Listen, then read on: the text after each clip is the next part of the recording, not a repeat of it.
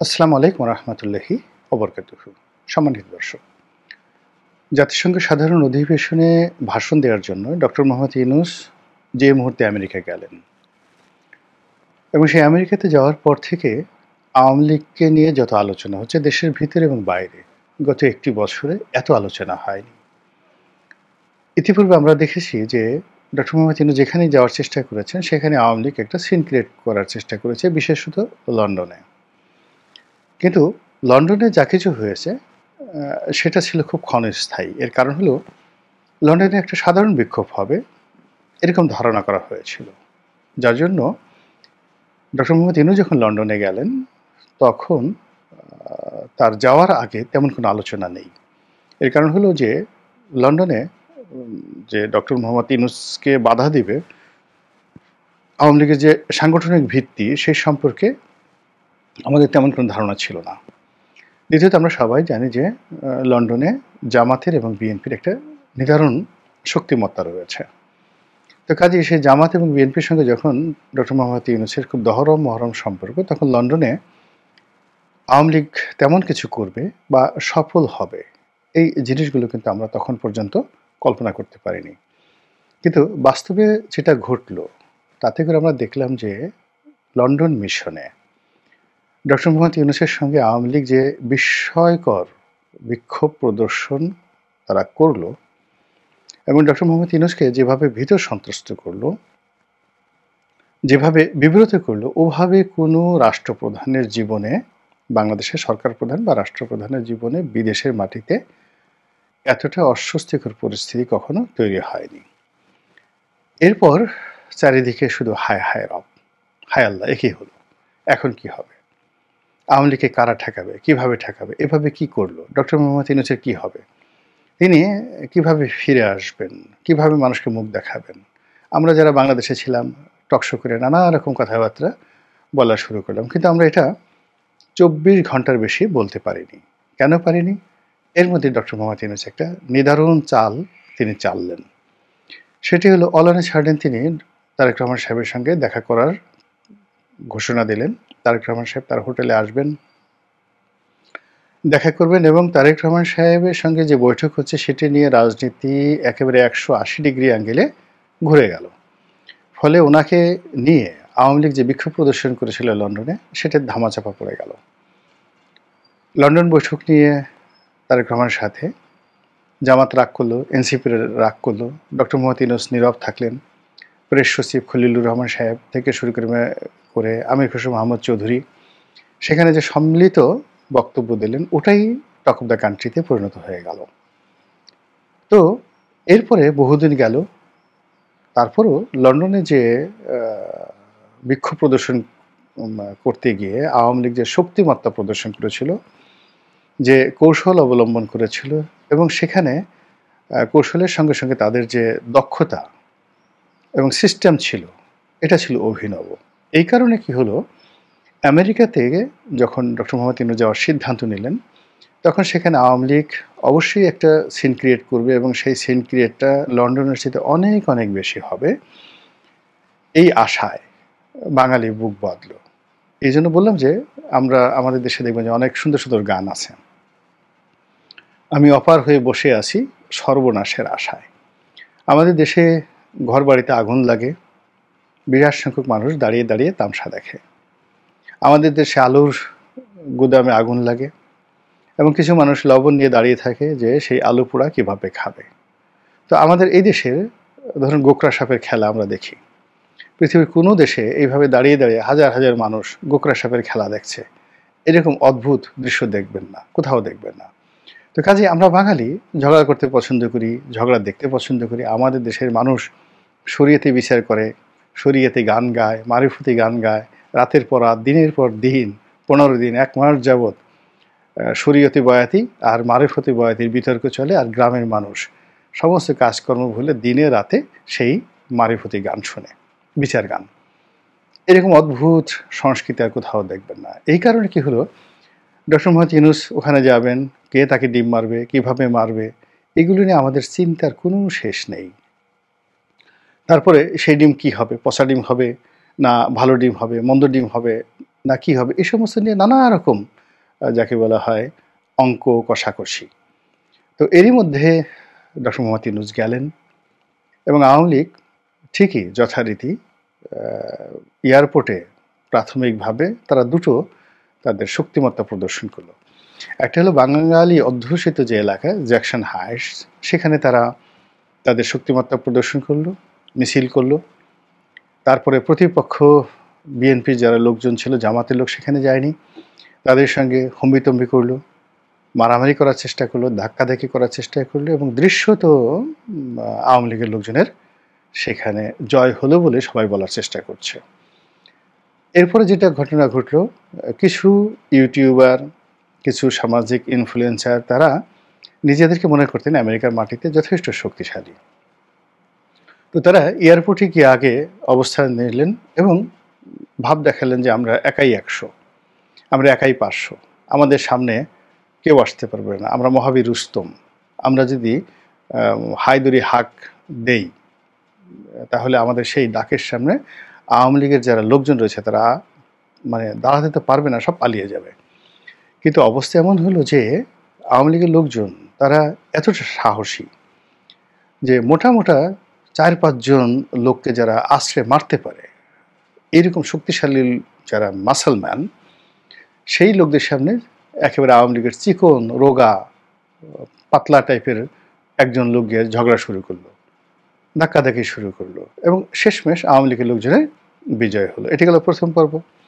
দ্বিতীয় পর্ব যখন মেহমানরা ঠিকই আসলেন, বিশেষ করে রাজনৈতিক নেতৃবৃন্দ যারা গেলেন, এই 6 জন নেতৃবৃন্দ, তারা যে গেট দিয়ে বের হলেন সেই গেটের সামনে আওয়ামী লীগের লোকজন বিক্ষোভ শুরু করলো এবং সেখানে তারা মনের ঝাল মিটিয়ে গালাগাল করলেন।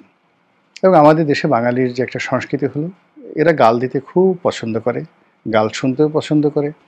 এবং এখন এই কারণে কি হলো, আমাদের এই যে সামাজিক মাধ্যমে দেখবেন যে যারা খুব অশ্লীল কথা বলতে পারে, গালাগাল দিতে পারে, আমরা তাদেরকে সবাই জাতীয় নেতা হিসেবে অভিহিত করছি। এই জন্য আওয়ামী লীগ বা বিএনপি বা এনসিপি তারা সবাই প্রতিপক্ষকে দমন করার জন্য বিশ্রী বিশ্রী ভাষায়, অদ্ভুত অদ্ভুত ভাষায় তারা গালাগাল শুরু করেছে। বুয়েটের মতো শিক্ষা প্রতিষ্ঠানে 1, 2, 3, 4 বা টিনের ছেলে কাওয়া, এই শব্দগুলো বলে যে গালি দেওয়ার চেষ্টা করেছে। এখন আওয়ামী লীগও তো বসে নেই, আওয়ামী লীগের এখন ওই কথা কেউ বলেনি, কারণ আওয়ামী লীগ বলে যে তোমরা যে গালি দিবে আমরা তার চেয়ে আরও বাজে বাজে গালি জানি, এবং তারা সেই গালি আমেরিকার মাটিতে বসে দিল ইংরেজিতে এবং বাংলাতে মিলিয়ে। তো এই যে তাদের শক্তিমত্তা, যেটা আমাদের আঞ্চলিক ভাষায় বলা হয় হ্যাডম, এই শক্তিমত্তা আওয়ামী লীগ কিন্তু আমেরিকাতে একেবারে প্রথম দিনে অত্যন্ত সফলভাবে প্রদর্শন করেছে। আর এই প্রদর্শনের করার কারণে কি হচ্ছে, সরকারের হাতে ঘা লেগেছে।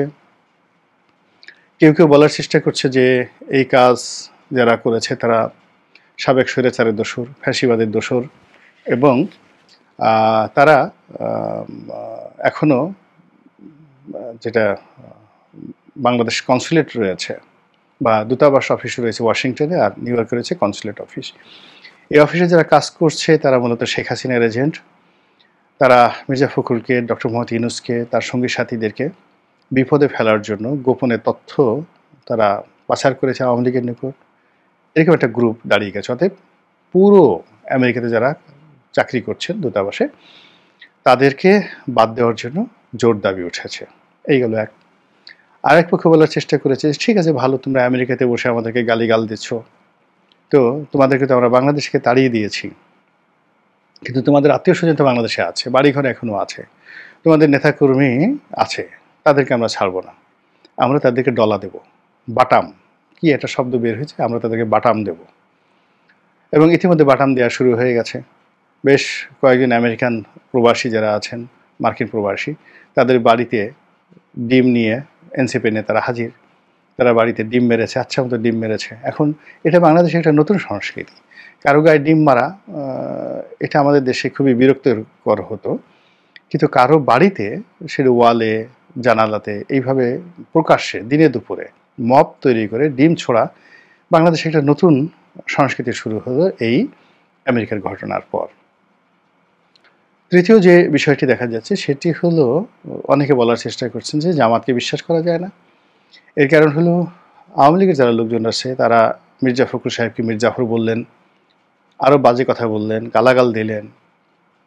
তাসলিম জারার মতো ভদ্রমহিলাকে গালাগাল দিলেন, আক্তার সাহেবকে ডিম মারলেন। কিন্তু জামাতের যে লোক গেছে নায়েবে আমির, তাকে কিছুই বলা হলো না। ডিমও মারা হলো না, গালাগালিও দেওয়া হলো না, একটা বাজে শব্দ করা হলো না।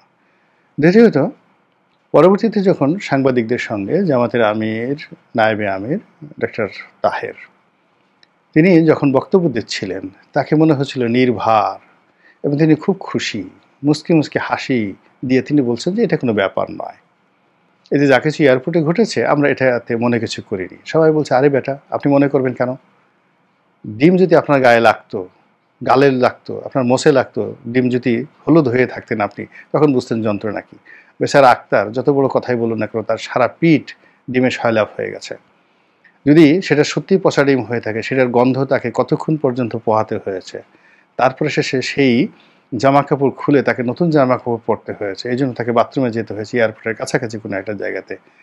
আপনি বয়স্ক মানুষ, যদি আপনার ক্ষেত্রে এই ঘটনা ঘটতো, আপনার পাঞ্জাবি খুলতে হতো, কোট খুলতে হতো, আপনি তখন বুঝতেন আপনাকে তো ওই সাপে কাটেনি, কি যাতনা বেশে, কবু আসি বিষে, দংশিনে যারে।